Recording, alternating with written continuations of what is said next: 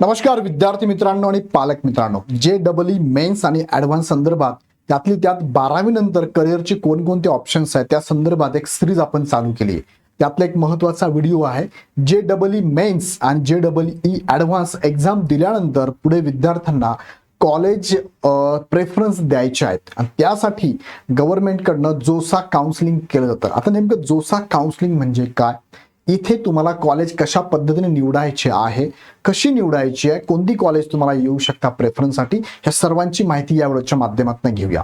या व्यतिरिक्त अजून तुमच्या मनात काही डाऊट असेल, तुमच्या घरामध्ये जर कोणी भविष्यामध्ये आता 4थी 5वीला असेल पण भविष्यामध्ये त्यांना सुद्धा अशा गव्हर्नमेंट एक्झामची म्हणजे CETची म्हणा, नीटची म्हणा, JEEची म्हणा, CETची म्हणा किंवा इतर एक्झामची तयारी करायची असेल तर हा चॅनल सबस्क्राईब करून बेल आयकॉन क्लिक करून ठेवा, जेणेकरून या शालेय जीवनातल्या आणि भविष्यातल्या करिअरच्या महत्त्वाच्या अपडेट तुमच्या मिस होणार नाही. चला तर मग आपण समजून घेऊया की जोसा काउन्सिलिंग काय, कॉलेज निवड कशी केली जाते आणि फॉर्म भरण्याची शेवटची तारीख काय आहे. चला मुख्य मुद्द्याकडे जाण्यापूर्वी जर तुम्ही स्कूल लेवलला तुमच्या घरात, तुमच्या आजूबाजूला, तुमच्या नातेवाईकामध्ये जर कोणी असेल तर त्यांना सांगा की 5वीच्या विद्यार्थ्यांना जवाहर नवोदय विद्यालयाची परीक्षा असते, त्यात सिलेक्शन झालं तर 6वी ते 12वी पूर्ण शिक्षण गव्हर्नमेंट फ्रीमध्ये देते. त्यासाठी ही बॅच आपण चालू केली, लाईव्ह प्लस रेकॉर्ड बॅच चालू झाली आहे. ही 10 महिन्याची बॅचची फी तुम्हाला 5,000 वन टाइम इन्स्टॉलमेंट, 6,000 2,000च्या 3 इन्स्टॉलमेंट भरू शकतात. ह्या बॅचमध्ये पूर्ण सिलेबस कव्हर केला जाणार, PDF स्वरूपातल्या नोट्स आहेत, टेस्ट सिरीज भरपूर झाल्या आहे, 1-to-1 काउन्सिलिंग पण अवेलेबल असणार. सो नक्की जॉईन करा.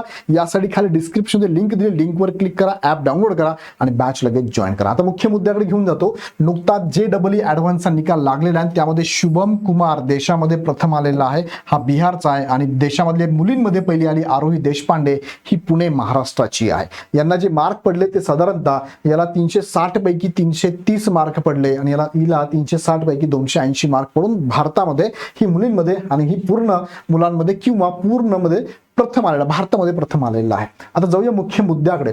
पहिले बघा, जोसा काउन्सिलिंगद्वारे कोणत्या कॉलेजसाठी निवड करता येते ते बघूया आपण. पहिले जोसा काउन्सिलिंग म्हणजे काय, तर जोसा काउन्सिलिंगचा फुल फॉर्म जर बघितला तर जॉईंट सीट अलोकेशन ऑथॉरिटी आपण त्याला म्हणतो.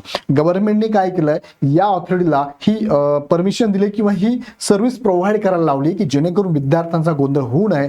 विद्यार्थ्यांच्या जोसा काउन्सिलिंगद्वारे तुम्हाला कॉलेज निवडायचं आहे, शाखा निवडायची आहे, तुमचा रँक निवडायचा आहे, तुमचा रँक काय आहे, पूर्ण रँक भारतामध्ये किती आहे, कॅटेगरीनुसार रँक किती आहे, त्यानुसार तुम्हाला कॉलेजची लिस्ट प्रोव्हाइड केली जाते, त्यानुसार तुम्हाला तिथे निवड करायची आहे. मग तुमचे राऊंड होतात त्यांना तुमचं फायनल सिलेक्शन होतं. तर आपण जोसा काउन्सिलिंग म्हणतो. जॉईंट सीट अलोकेशन ऑथॉरिटीद्वारे आयोजित केली जाणारी केंद्रीकृत प्रवेश प्रक्रिया आहे. या प्रक्रियेमार्फत देशातले टॉपचे जे आहेत, IIT असेल, NIT असेल, IIIT असेल किंवा GFTI या संस्थांमधील BTech किंवा BE ला तुम्हाला प्रवेश मिळतो. बरोबर आहे. मग आता यामध्ये कोणकोणत्या संस्था, पहिले मी तुम्हाला सांगितलं Indian institute of technology IITI, दुसरी कोणती आहे national institute of technology NITI, तिसरी कोणती आहे Indian institute of information technology IIIT आहे. त्यानंतर गव्हर्नमेंट फंडेड टेक्निकल इन्स्टिट्यूट आहे, GFTI म्हणतो आपण त्याला. ह्या चारही संस्थेमध्ये कोणते विद्यार्थी ज्यांनी JEE मेन्स दिली असेल त्यांनाही चान्स आहे आणि जे ॲडव्हान्स दिले त्यांनाही चान्स आहे. पण मात्र इथे चान्स मेन्सला कमी आणि ॲडव्हान्सला जास्त आहे. म्हणजे कसं असणार आहे थोडक्यात बघूया आपण. बघा पुढचा प्रश्न आहे, पात्रता आणि प्रोसेस कशी असते. तर लक्षात घ्या, JEE मेन्स ज्या विद्यार्थ्यांनी उत्तीर्ण केलेली आहे त्या विद्यार्थ्यांना NIT, IIIT, GFTI साठी पात्र आहे. आणि इथून जे 2.5 लाख विद्यार्थी JEE ॲडव्हान्सला आले होते आणि त्यापैकी आता जे सिलेक्शन झाले 56-57 हजार विद्यार्थी आहे, त्यांना ह्या तिघांबरोबर IIT साठी ते पात्र असतात. म्हणजे ते चौघांसाठी आहे. JEE ॲडव्हान्स या चौघांसाठी आहे, JEE मेन्स फक्त तिघांसाठी पात्र असणार आहे. मग जोसा काउन्सिलिंग प्रक्रिया कशी असते, तर पहिले तुम्हाला बघा लास्ट डेट काय द्यायची, 7 तारीख लास्ट दिली बघा, 7 जून 2026 लास्ट डेट आहे. सो सगळ्याच उमेदवारांना पटापट जाऊन आपलं जोसा काउन्सिलिंगच्या वेबसाईटला जाऊन पूर्ण माहिती भरायची आहे. मग यात काय काय माहिती भरायची असते, पहिले तुमचं रजिस्ट्रेशन करावं लागतं. बघा तुम्हाला मी जोसाच्या वेबसाईटला डायरेक्टली घेऊन जातो, जेणेकरून तुम्हाला ही सगळी माहिती लगेच कळेल. बघा जोसाच्या वेबसाईटला मी आलेलो आहे, तुम्हाला मी दाखवतोय. जोसा काउन्सिलिंग 2026 ही त्यांची वेबसाईट आहे. या वेबसाईटवरती क्लिक केलं तुम्ही की वेबसाईट ओपन होते. बघा ही जोसा जॉईंट सीट अलोकेशन ऑथॉरिटी आहे, बरोबर आहे.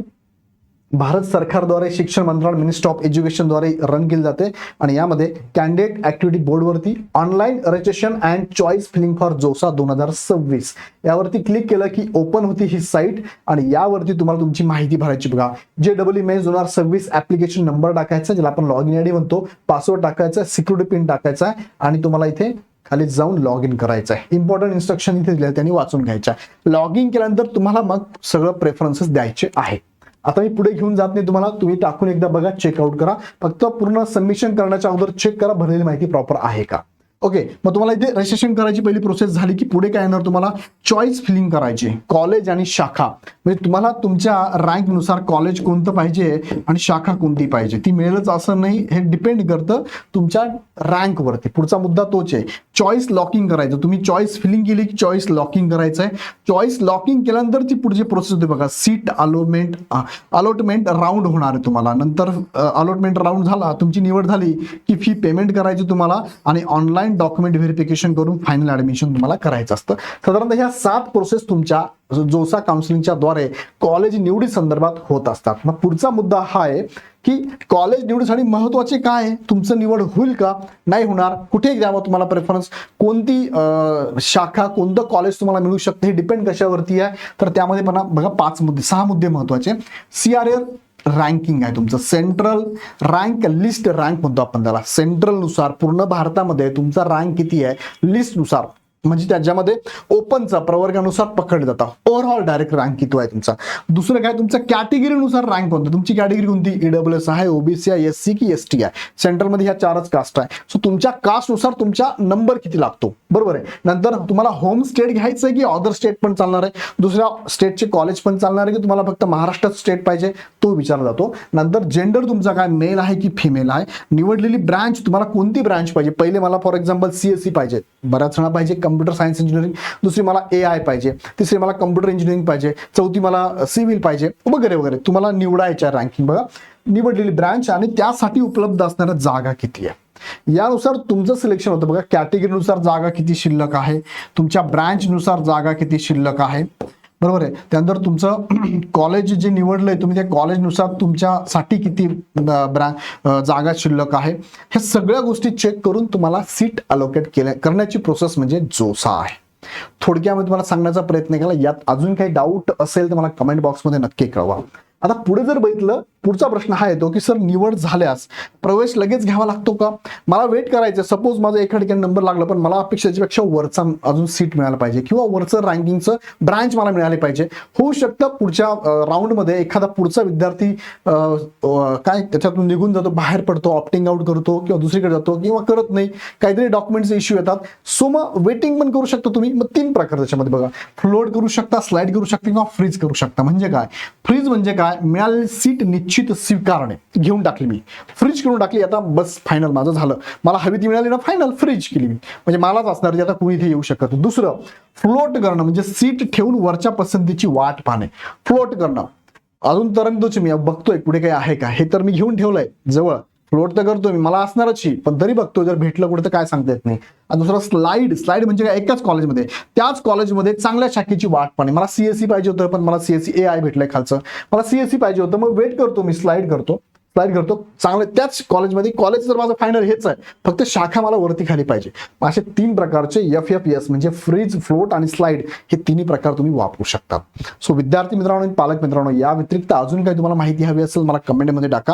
ही सगळी माहिती पुढे मी पुढच्या व्हिडिओमध्ये देणार आहे. अजूनही इतर शैक्षणिक लेवलच्या ज्या एक्झाम्स असतात त्याची पण माहिती मी देत असतो. जसं की तुम्हाला माहिती असेल ह्या सगळ्या एक्झाम आहे, Navodaya scholarship, Olympiad, NTS, MTS, सैनिकी स्कूल, होमी बाबा, मंथन आणि MMS. या व्यतिरिक्त ऑलिम्पियाडची एक्झाम, ह्या सगळ्या एक्झामची माहिती आम्ही देत असतो. त्यासाठी काय करा, हा चॅनल सबस्क्राईब करून ठेवा. नक्कीच तुम्हाला भविष्यामध्ये आणि आत्ताही तुमच्या घरात कोणी लहान मुलं असेल ज्याला शिकायचंय, शिकतोय, त्याच्यासाठी पण महत्त्वपूर्ण माहिती तुम्हाला या चॅनलवरती मिळणार आहे. आणि इस्रो, नासाच्या बॅचेस पण आपण चालू केलेल्या आहेत. सो अधिक माहितीसाठी ह्या नंबरला कॉल करू शकता. अदरवाईज पाठशाळाचा ॲप, त्याची लिंक खाली डिस्क्रिप्शन दिलेली आहे, ॲप डाउनलोड करून हवी ती बॅच पण तुम्ही जॉईन करू शकता. व्हिडिओ आवडला तर लाईक करा, सगळ्यांना शेअर करा. पुन्हा व्हिडिओ आपण नेक्स्ट व्हिडिओमध्ये. धन्यवाद.